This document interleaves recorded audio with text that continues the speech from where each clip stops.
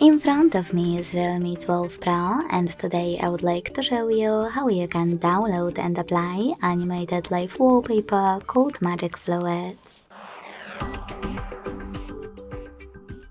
Begin by opening Play Store and getting this app called Magic Fluids Light Fluid Theme from Mad Scientist Developer. When your app is ready, open it, and to mute the music, click at the bottom left corner. Then tap on Consent in the pop-up and click on this gear at the top left corner. Following that, adjust all of those options however you want to.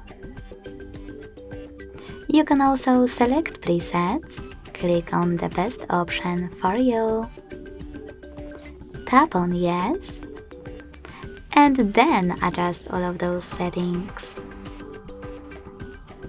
When you're ready, click on this X at the top right corner and 3 lines at the bottom right corner.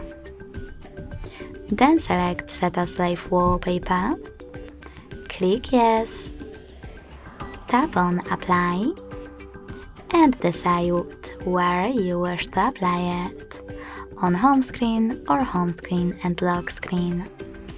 I will go with home screen only, so when I tap and go back,